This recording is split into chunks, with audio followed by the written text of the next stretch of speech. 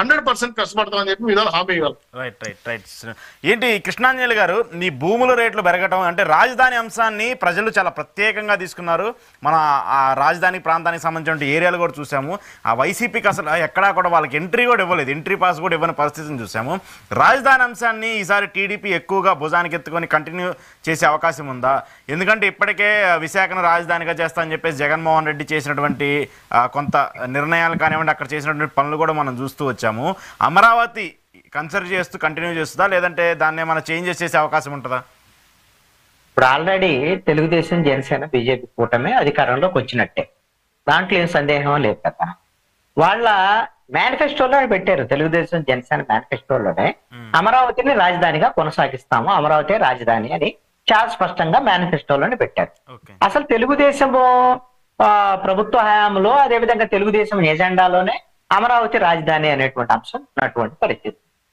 ఇప్పుడు అమరావతి రాజధాని లేకపోతే విశాఖపట్నం రాజధాని అనే అంశం ఇంక ఇప్పుడు లేదు. ఇక కొత్త ప్రభుత్వం వస్తుంది కాబట్టి వీళ్ళ ప్రాధాన్యత అమరావతి మీద ఉంటుంది. అయితే ఈ ఎన్నికల్లో అమరావతికి ప్రాధాన్యత ఇచ్చారా లేకపోతే విశాఖపట్నానికి రాజధానికి ప్రాధాన్యత ఇచ్చారా అనేటువంటి అంశాన్ని కానీ మనం ఒకసారి గమనిస్తే, ఎన్నికల్లో ప్రధానమైనటువంటి అంశంగా రాజకీయ పార్టీలు ఈ అంశాన్ని ప్రచారం చేయలేదు. వాళ్ళు మేనిఫెస్టోలో పెట్టారు కానీ తెలుగుదేశం, జనసేన మిగతా అంశాలు వాళ్ళు సూపర్ 6 సంక్షేమ పథకాలకు ఇచ్చిన ప్రాధాన్యత, లాస్ట్ వారం రోజుల్లో ల్యాండ్ టైటిలింగ్ యాక్ట్ మీద చెప్పినటువంటి అంశాలు తెలుగుదేశం, జనసేన వీళ్ళు మిగతా ఏ అంశాలని చెప్పలేదు. అమరావతి అయితే విశాఖపట్నం లేదు. ఇప్పుడు విశాఖపట్నం రాజధాని అన్నటువంటి ఉత్తరాంధ్రలో ఏమైనా వైఎస్ఆర్ కాంగ్రెస్ పార్టీకి లాభం వచ్చిందా? మొన్న క్లీన్ స్వీప్ చేసినటువంటి విజయనగరం ఇప్పుడు ఒక సీటు గెలుస్తారా, చీపురుపల్లి ఆ బొత్స సత్యనారాయణ గెలుస్తాడో లేడో అన్నట్టుంది, ఆయనకు అక్కడ కనపడుతున్నాయి. 8 మెజార్టీ టీడీపీకి ఉన్నటువంటి పరిస్థితి. విశాఖపట్నం కూడా అంతే కదా. అదే విధంగా శ్రీకాకుళం ఎలాగో తెలుగుదేశం, జనసేన, బీజేపీ కూటమి కొంది. మరి అంటే మనం దాన్ని విశాఖపట్నాన్ని వద్దనుకున్నారంటే ఒక వేవ్ అనేటువంటిది కొనసాగుతుంది ఆంధ్రప్రదేశ్ లో. ఆ వేవ్ ఏమిటి అని అంటే, మేము ఉన్నటువంటి జగన్మోహన్ రెడ్డి ప్రభుత్వానికి సంబంధించినటువంటి సంక్షేమ పథకాల కన్నా వీళ్ళు ఎక్కువ సంక్షేమ పథకాలు ఇస్తామన్నారు. వాళ్ళు అసలు డెవలప్మెంట్ చేయలేదు తెలుగుదేశం పార్టీ. అది వైసీపీ అనేటువంటి అంశం జనంలోకి వెళ్ళింది. ఉపాధి అవకాశాలు లేవు అనేటువంటి విషయం జనంలోకి వెళ్ళింది. చంద్రబాబు నాయుడు మొదటి సంతకం డిఎస్సీ మీద చేస్తామన్నది యువతరాన్ని ఆకర్షించింది.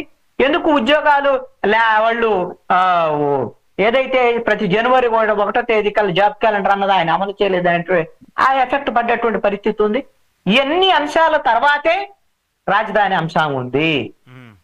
అంతే తప్ప రాజధాని అంశం అనేటువంటిది ప్రధానమైనటువంటి ఎజెండాల్లో ఒక అంశంగా లేదు. కానీ ఇప్పుడు వీళ్ళు వచ్చిన తర్వాత అమరావతికి ప్రాధాన్యత పెరిగింది ఖచ్చితంగా. ఆల్రెడీ బేసెస్ ఉంది, కొంతమంది స్ట్రక్చర్ కట్టి ఉన్నాయి, అవన్నీ ఉన్నాయి. దీన్ని ముందుకు కొనసాగిస్తారు. 5 ఏళ్ళు సమయం.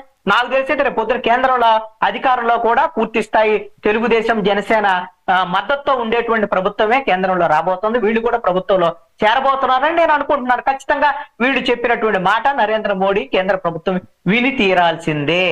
నేను అనుకుంటాను ప్రధానమంత్రి నరేంద్ర మోడీ కాదనేటువంటి విషయం కూడా ఇప్పుడు చెప్పలేమండి. ఈ ట్రెండ్స్ ను బట్టి మీ ఎన్డీఏ అధికారంలోకి రావచ్చు. ఎన్డీఏ అధికారంలోకి వచ్చిన తర్వాత మీరు శ్రీనివాస్ చౌదరి గారు, నేను ఒక కీలకమైనటువంటి అంశాన్ని చెప్తున్నాను. నేను ఎందుకు అనంటే, ఎన్డీఏ అధికారంలోకి వచ్చినంత మాత్రాన బీజేపీకి 272 మ్యాజిక్ ఫిగర్ రానప్పుడు ప్రధానమంత్రి అభ్యర్థి నరేంద్ర మోడీయే ఉంటాడా, లేకపోతే అందరికీ ఆమోదయోగ్యమైనటువంటి ఇంకొక అభ్యర్థిని ఎవరన్నా ఎన్డీఏ కూటమికి సంబంధించినటువంటి వాళ్ళు ప్రపోజ్ చేస్తారా? ఎలాంటి డైనమిక్స్ అనేటువంటిది పాలిటిక్స్ లో చాలా రాడికల్ గా మారేదానికి అవకాశాలు 2-3 పేర్లు కూడా వినిపిస్తున్నాయి దానికి సంబంధించి. ఖచ్చితంగా ఉంటాయి. అలాంటి పరిస్థితుల్లో రేపొద్దున ఆంధ్రప్రదేశ్ కి రాజధాని నిర్మాణానికి కావాల్సిన పోలవరం, ఈ 2 నిర్మించగలిగితే వీళ్ళు సంక్షేమ పథకాలు మళ్ళీ వీళ్ళు ఇచ్చినటువంటి హామీలు అమలు చేయకపోయినా సరే అండి, నేను చెప్తున్నాను, మొన్న ఎక్కడ తేలేరంటే 2014 నుంచి 19 వరకు లాస్ట్ లో వీళ్ళు పసుపు కుంకుమ ఇచ్చిన ఎందుకు గెలవలేదంటే అమరావతి, పోలవరాన్ని మధ్యలో వదిలేశారు కేంద్ర సహకరించడం కారణం. అందుకని ఇప్పుడు కానీ దాన్ని పూర్తి చేయగలిగితే వీళ్ళని నెత్తిన పెట్టుకునే దానికి అవకాశం ఉంటుంది రాష్ట్ర ప్రజలు. కాబట్టి కృష్ణాంజలి గారు చెప్పిన Narendra point Modi valid point ఏ జుట్టు కదా. దొరికింది మీకు, జుట్టు దొరికింది. నీకు దొరికితే జుట్టు, దొరకపోతే కాళ్ళు పట్టుకున్నట్టు రాజకీయాల్లో సర్వసాధారణమైన అంశం ఇది. కాబట్టి మన రాష్ట్రం కోసం జుట్టు పట్టుకోండి, నిలదీయండి, మెడలు వంచండి అని చెప్తారు. చెప్పండి శ్రీనివాస్ చౌదరి గారు. కృష్ణారావు గారు మంచికి కీలకమైన పాయింటే చెప్పారు, కాదనట్లేదు. అయితే మ్యాజిక్ ఫేవర్ బీజేపీ వస్తుందా రాదని ఇంకా వెయిట్ చేయాలి. అయితే